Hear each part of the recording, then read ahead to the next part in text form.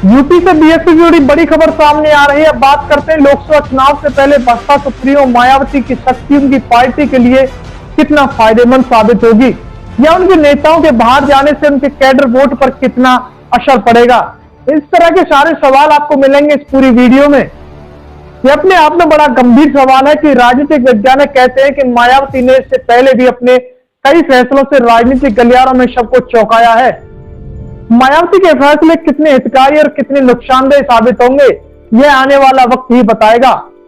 उत्तर प्रदेश में लोकसभा चुनाव से पहले एक तरफ जहां राजनीतिक पार्टियां दूसरी पार्टियों के बड़े नेताओं को अपनी पार्टियों में शामिल करने की कोशिश में जुटी हैं, तो वहीं बसपा सुप्रीमो मायावती लगातार अनुशासनहीनता के आरोप में पार्टी से बचे कुचे बड़े नेताओं को भी बाहर का रास्ता दिखा रही हैं।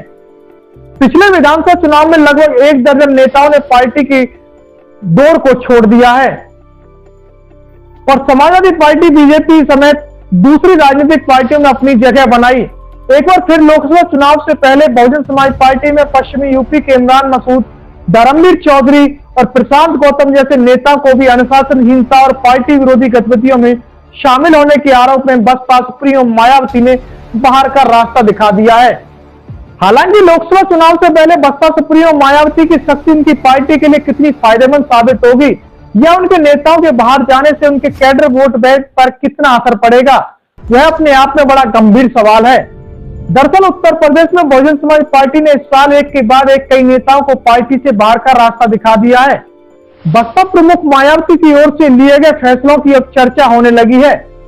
जून 2023 से अब तक पार्टी से 3 प्रमुख नेताओं को बाहर का रास्ता दिखाया जा चुका है। बसपा से प्रशांत गौतम, इमरान मसूद और धर्मवीर चौधरी जैसे नेताओं को अनुशासनहीनता और पार्टी विरोधी गतिविधियों में शामिल होने के आरोप में पार्टी से बाहर कर चुकी हैं। बसपा सूत्रों का मानना है कि मायावती के इन फैसलों से कैडर में असंतोष की स्थिति पैदा हो रही है। 2016 के बाद से पार्टी के कई नेताओं को अनुशासनहीनता और पार्टी विरोधी कार्यों के लिए निष्कासित कर दिया। गाजियाबाद के जाट नेता धर्मवीर चौधरी को पार्टी की ओर से मीडिया और टीवी बहस में भाग लेने के लिए निष्कासित कर दिया गया। वे 27 सालों से पार्टी से जुड़े हुए थे। सहारनपुर के प्रभावशाली मुस्लिम नेता इमरान मसूद को राहुल गांधी की प्रशंसा के लिए बाहर का रास्ता दिखा दिया। इमरान मसूद को तो खुद मायावती ने अक्टूबर 2022 में बड़े धूमधाम से पार्टी की सदस्यता ग्रहण कराई थी। उन्हें केवल कांग्रेस सांसद राहुल गांधी की तारीफ करने के बाद निष्कासित कर दिया गया। दूसरी ओर मेरठ के वरिष्ठ नेता प्रशांत गौतम को पार्टी प्रमुख मायावती को खुला पत्र लिखने के आरोप में निकाल दिया गया।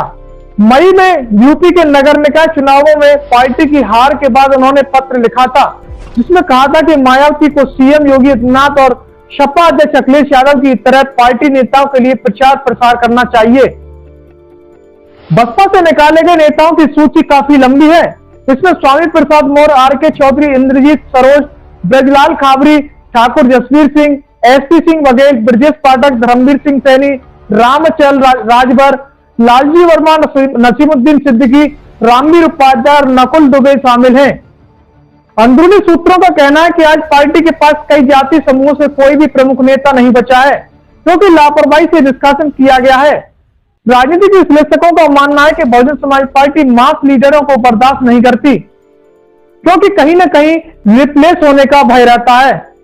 राजनीतिक विश्लेषकों का कहना है कि कई ऐसे राजनीतिक पार्टियां हैं जहां यही स्थिति है जो बहुजन समाज पार्टी की स्थिति है, चाहे पश्चिम बंगाल की राजनीति की बात कर लें या फिर अन्य रीजनल पार्टियों की।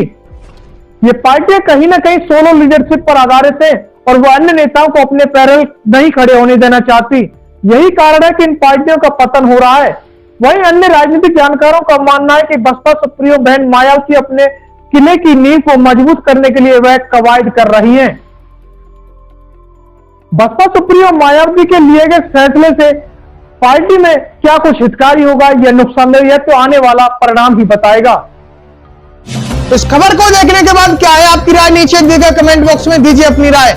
ऐसी तमाम बड़ी खबरों को देखने के लिए जुड़े रहिए हमारे साथ। खबर अच्छी लगे तो लाइक कीजिए और शेयर कीजिए और हाँ, चैनल को सब्सक्राइब कर घंटे वाली बटन को दबाना ना भूलिए। फिर आते हैं आपके बीच कुछ खास खबरों के साथ।